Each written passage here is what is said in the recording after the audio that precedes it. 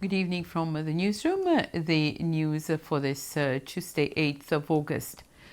The police have confirmed that 2 bodies buried in the Takamaka cemetery have been removed from their graves and placed in the burial grounds alongside their coffins.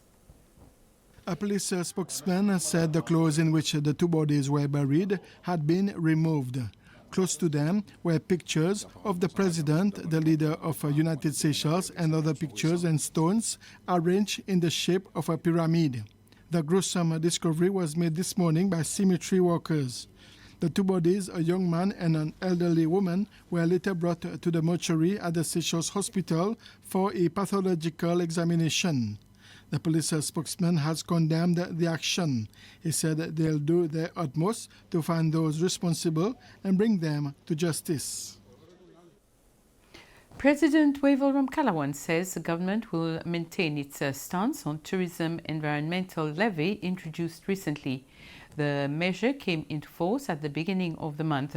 Speaking to SBC this morning, President Ramkalawan said all tourism establishments, big or small, will have to respect the law and collect the tax from their clients.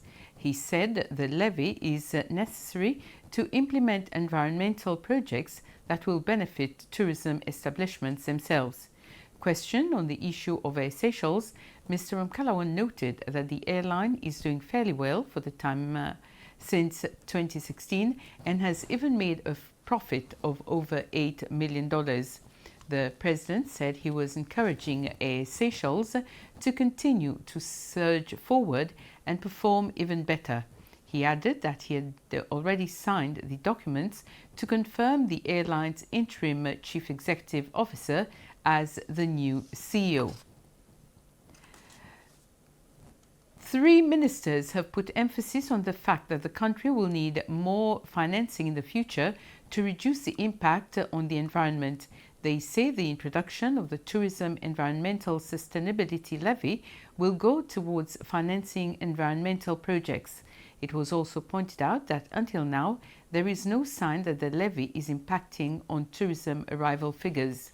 The 3 ministers who were delivering a joint statement on the levy in the National Assembly are the Minister for Agriculture, Climate Change and Environment, Flavien Joubert, the Minister for Finance, National Planning and Trade, Nadi Hassan, and the Foreign Affairs and Tourism Minister, Sylvestre Radegonde.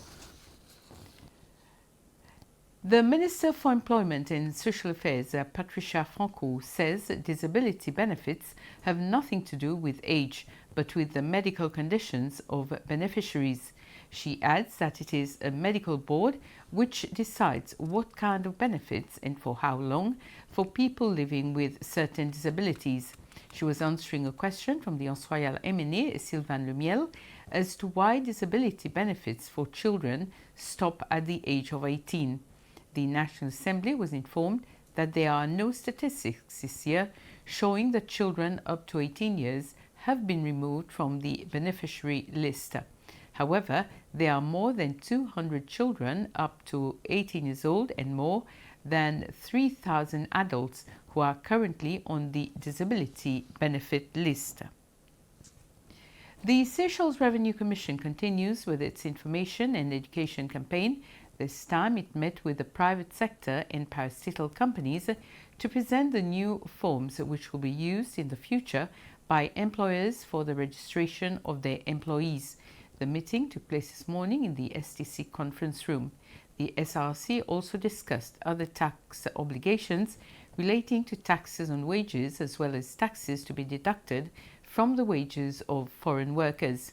This campaign is a follow-up to the law on imports of taxes over wages last year and non-monetary benefits this year. Police have reported that 5 people have been transported to the Anse Royal Hospital after they were involved in an accident at Takamaka. According to the police, the vehicle they were in went off the road. We'll be back at 8 with the news in Creole. Have a very pleasant evening.